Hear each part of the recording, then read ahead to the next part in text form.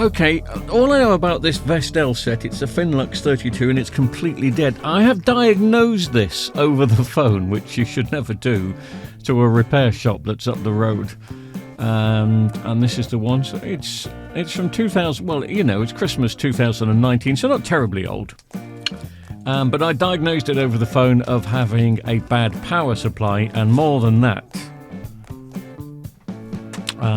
I diagnosed it as having a faulty chip on the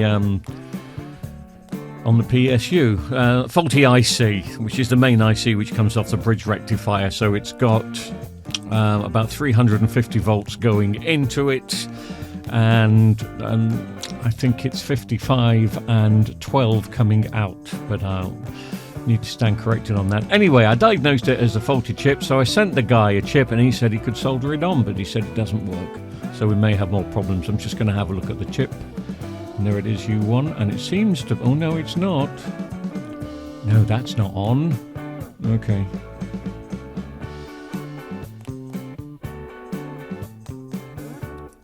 I've tested the chip, still no shorts on the chip. I just don't think it was soldered on correctly. It was close, but not close enough. If you haven't got a microscope, these are pretty difficult to do, but I'm just going to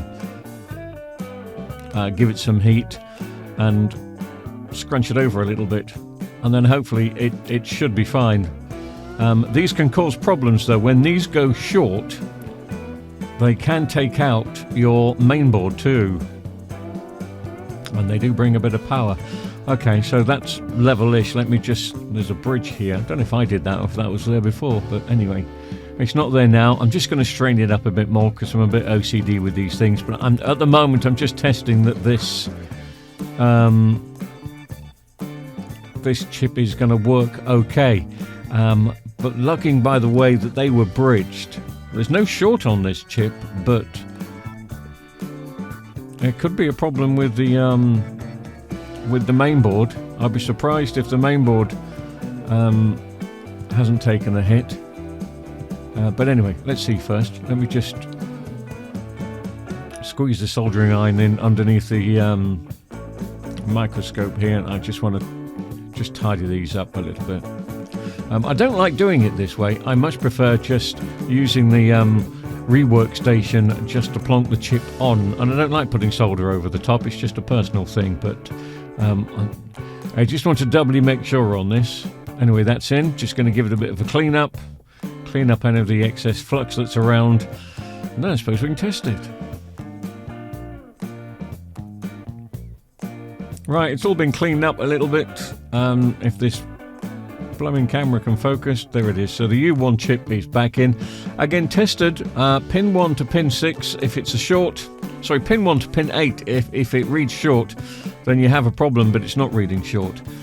So whenever I do a power supply, I just do it on the variac. I just knock the variac up to slowly to a couple of hundred volts. But if the amp meter starts to rise very quickly after about 50-60 volts, you know you've still got a short.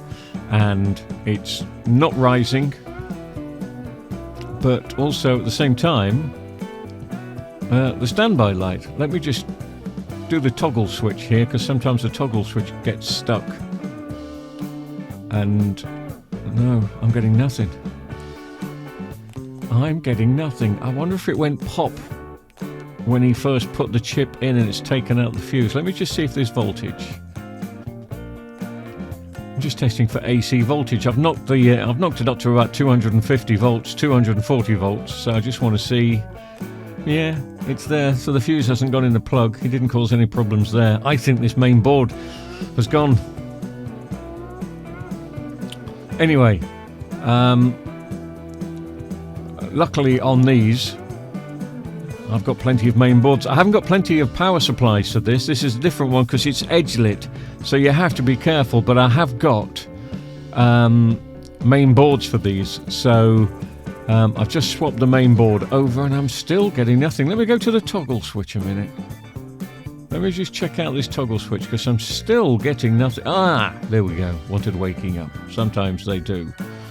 Right, so it's coming on. Let me just have a look. Yeah, we've got backlights, and it looks like it's going to be okay. Well, I've got backlights. I've got backlights but no picture. Should have an image by now. And there's the reason. I put a new main board in, but I didn't connect up the screen. So this TV has needed a new IC in the power supply. It's needed a new main board. But with a bit of luck now, please tell me the backlights have come on, so hopefully I'm going to get an image, and I do.